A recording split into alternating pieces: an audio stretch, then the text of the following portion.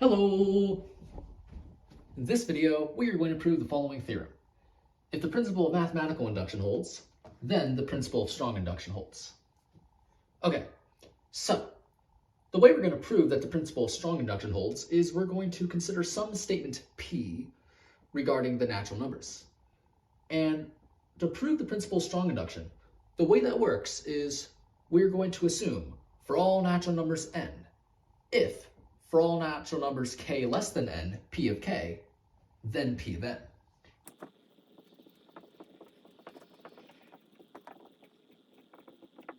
And from here, our whole goal is to deduce, for all natural numbers n, p of n. That proves the principle of strong induction. And we're going to take advantage of the fact that we can apply the principle of mathematical induction to any statement regarding the natural numbers. So what we're going to do is we're going to prove by mathematical induction the following statement.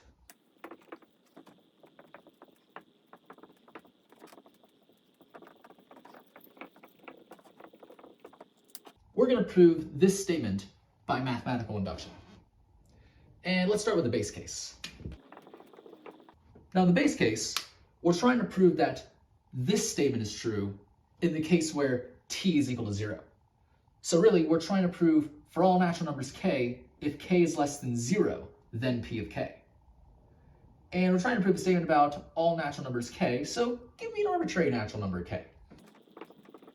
Well, every natural number is greater than or equal to 0, so it follows that k is greater than or equal to 0. Since k is greater than or equal to 0, it follows that if k is less than 0, then p of k. Right, if you recall, this would be true vacuously. So putting this together, we picked out an arbitrary natural number k and deduced that this statement must be true. Therefore, for all natural numbers k, this is true.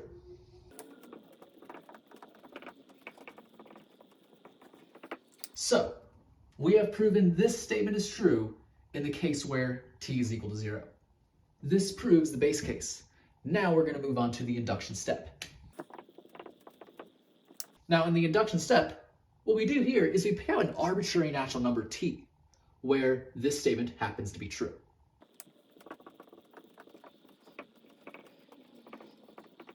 Our goal now is to prove that this statement is also true for t plus 1. So really, our goal now is to prove for all natural numbers k, if k is less than t plus 1, then p of k. So we're trying to prove a statement about all natural numbers, so give me an arbitrary natural number k.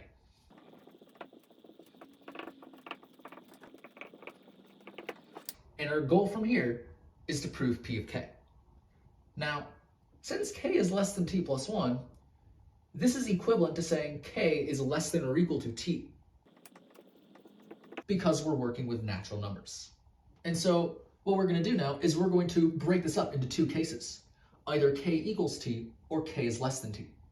In both cases, we're going to prove that p of k is true. Let's start with the case that k is equal to t. Since t is a natural number, and this statement is true for every natural number, it must be true for t. Let me call this statement star. So if we take this statement and replace n with t, it follows that this statement is true for t.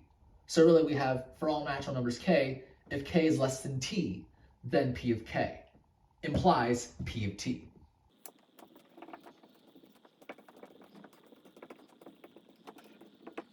So really, if this is true, then this is true. But wait a minute, we already know that this is true. That's what we have right here. So, because this is true, it follows that p of t is true. And for reference, let me call this statement star star.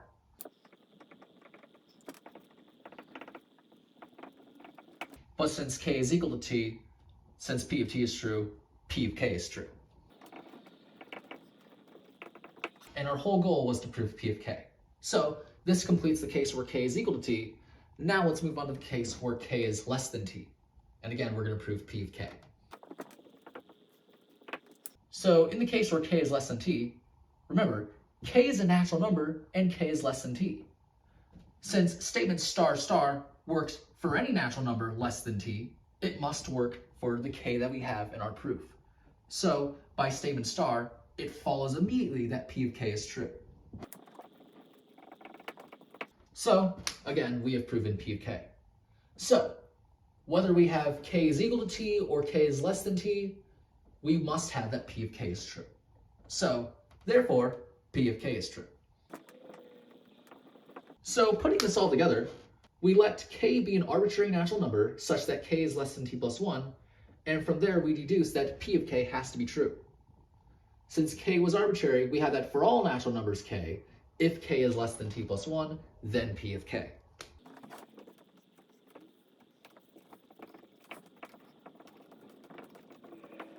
So what have we done here? We gave ourselves an arbitrary natural number t, and we assumed that this holds for t. And we proved that it also holds for t plus 1. This proves the induction step. So because we've satisfied the base case and the induction step, that means we have proven this statement is true, right? And I'm going to call that statement star star star.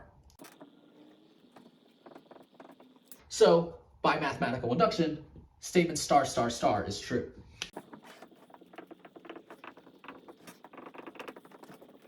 Now remember, our whole goal is to prove that the principle of strong induction holds. And what we're doing about that is we're assuming that this is true, and from there our whole goal has been to deduce that for all natural numbers n, p of n is true.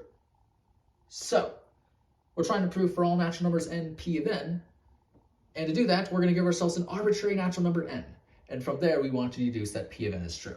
So let n be an arbitrary natural number. Now, since n is a natural number, and statement star works for every natural number, it must work for n. So it follows that this statement is true for n. So really we have for all natural numbers k. If k is less than n, then p of k implies p then.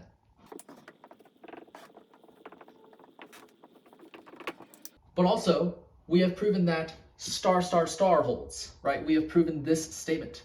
So, because this statement works for every natural number, it must work for n. So if we substitute t for n, we have for all natural numbers k. If k is less than n, then p of k.